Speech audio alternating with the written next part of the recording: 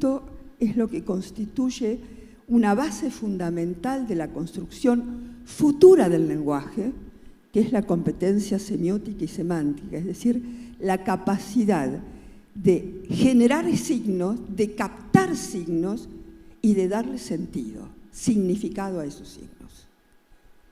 Y esto, si no hay estos tiempos de procesamiento de la información compleja, múltiple y sincrónica, se hace con mucha dificultad. Si la invasión de estímulos, si los ritmos son frenéticos, si las tensiones son demasiado exagerados o demasiado pobres, o si no hay esa posibilidad de compartir ese contacto, o si uno da pero el otro está mirando para otro lado, si uno espera que el otro le dé pero no viene, entonces hay algo de esta competencia semiótica, semántica, que es la raíz misma del lenguaje, oral y escrito, y de todos los lenguajes, de las competencias lingüísticas, no existen, no van a poder generarse, no van a poder desarrollarse, por más que le hable y le repita 35 veces por minuto la misma palabra. Porque uno sabe muy bien que cuando las cosas son en exceso, mucho estímulo, mucha palabra, mucho discurso, uno desconecta. Y por lo tanto capta cada vez menos.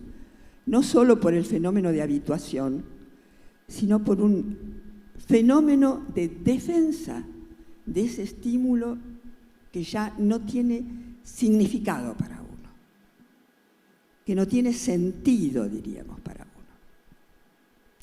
Entonces, ¿de dónde nace toda esta competencia semiótica y semántica?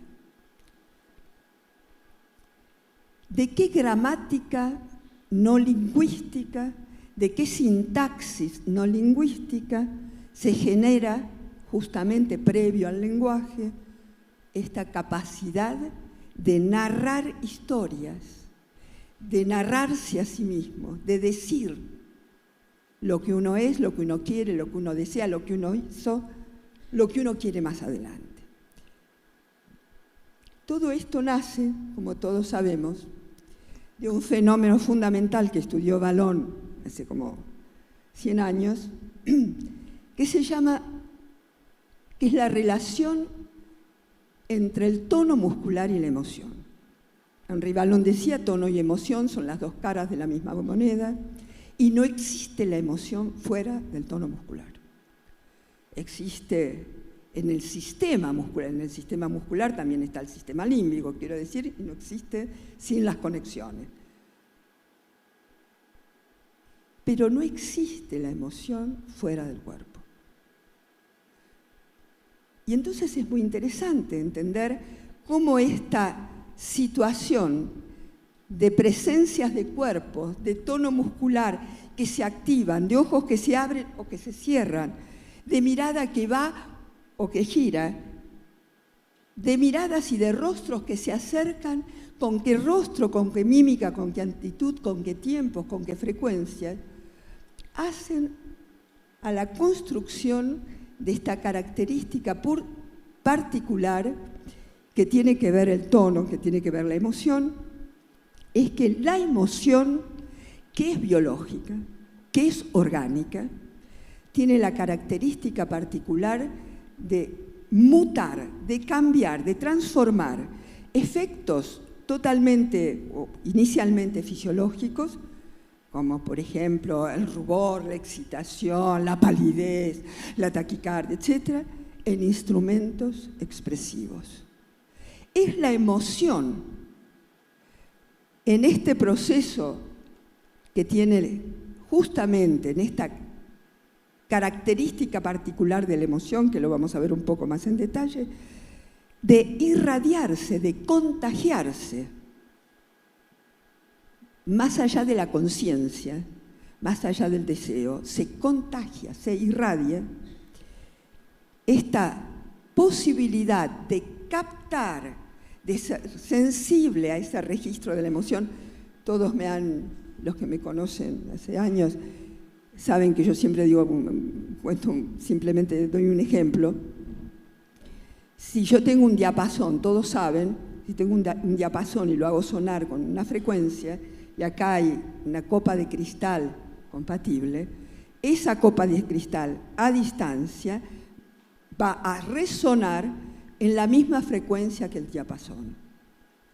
Pero si esta copa de cristal, que va a captar, que va a resonar por un fenómeno de la física, y los tono muscular opera también por fenómenos de la física, con esta resonancia, si esto no es una copa de cristal compatible, no es de cristal, es de vidrio, si es de vidrio o es de plástico, no va a resonar con esta frecuencia. Por lo tanto, para que el otro resuene, es necesario que el otro tenga la calidad del cristal para resonar. Pero ¿qué pasa entonces? Esa resonancia, esa actitud del otro, esas actitudes que se contagian, que se irradian, van a permitir justamente que el adulto, que el más maduro pueda decir, le pasa algo, y darle y buscar un sentido, es decir, está expresando que tiene placer, que tiene desplacer, que tiene hambre, que tiene frío, que tiene lo que fuere. Le va a dar una asignación de sentido a partir de su propia historia, a partir de esa resonancia. Quiere decir que para que haya expresión es necesaria que haya un otro. Porque si no, si uno está solo, o si el bebé está solo, si un niño está solo, vive las emociones, pero no expresa emociones. Las vive en su movimiento, en su vida, en su contexto, en lo que le sucede. Vive la emoción. Para que haya expresión es necesario que haya otro. Y para que haya expresión es necesario que haya otro sensible y atento, porque si no, no se expresa nada. Es decir, que es el otro el que crea la expresión. Y esto va a permitir entonces que esta expresión, que va a ser captada en signos, en señales, porque el otro va a captar una parte de esa emoción, la ve en la mirada, la ve en la boca abierta, la ve en la actitud del cuerpo, en la tensión muscular, en la agitación de los miembros. ¿En qué ve? ¿En qué capta? ¿Dónde está? Y va a recortar esa parte del cuerpo en su mirada, lo va a tocar y se va a acercar a partir de la expresión, a partir de la manera en que entendió y que captó esa irradiación emocional. Y le va a permitir al niño también, poco a poco, paso a paso, la reiteración, y por eso es tan importante que sean pocas personas, alrededor de niños pequeños, que tengan más o menos las mismas secuencias de actitudes, de organización, para que él no esté siempre desconcertado sin saber qué es lo que va a pasar. Pero no solamente por eso, sino para poder construir poco a poco también su esquema corporal, también la imagen de sí mismo. Porque cuando el otro le mira a los ojos y le dice, tus ojos, no dice solo los ojos, son los ojos que se enganchan. Cuando le dice, uy, estás agitado, tenés frío, y lo toca, es esa parte del cuerpo que empieza a tener una presencia. No es todo ni de cualquier manera, que emerge como una figura en un fondo más indiferenciado. Por eso es muy importante entender que es la expresión y la significación que el otro le asigna a los gestos del niño, que al niño le permiten entender poco a poco, apropiarse y no solamente vivir las propias emociones y los propios gestos.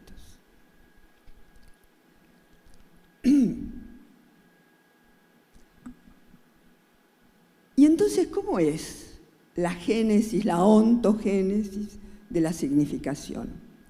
parte de una experiencia perceptual, sensoriomotriz, global. Global quiere decir indefinida.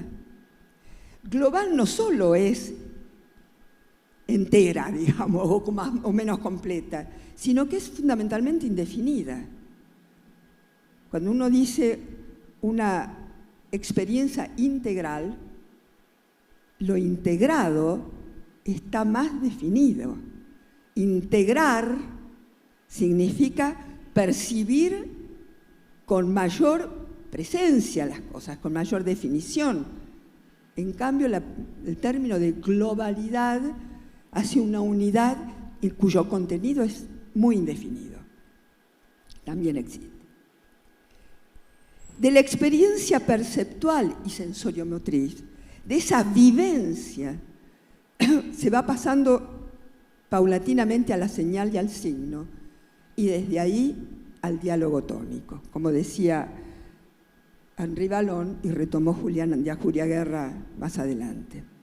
Es decir, es el cuerpo, el tono muscular, la emoción, la base absoluta de la conciencia de las propias sensaciones, emociones y afectos, y de la transformación paulatina de cada uno de ellos, que parte de la vivencia, pero nosotros vivimos en cada momento 20.000 cosas.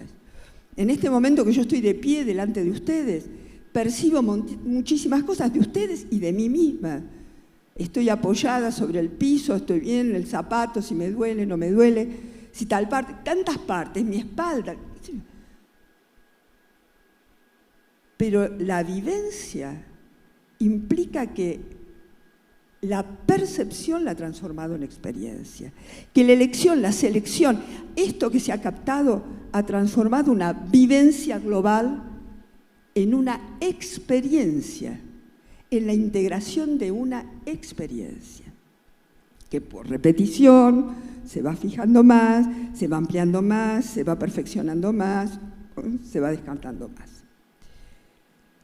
Hablábamos de la vivencia, de la irradiación, del contagio, que lleva entonces con el otro a sentirse lo mismo que el otro, a una fusión, a una confusión emocional. Esos estados confusionales, fusionales, emocionales, afectivos, en general de extremo placer, que uno tiene de desaparecer uno en el otro y de no tener más límites, hasta dónde es uno, hasta dónde es el otro.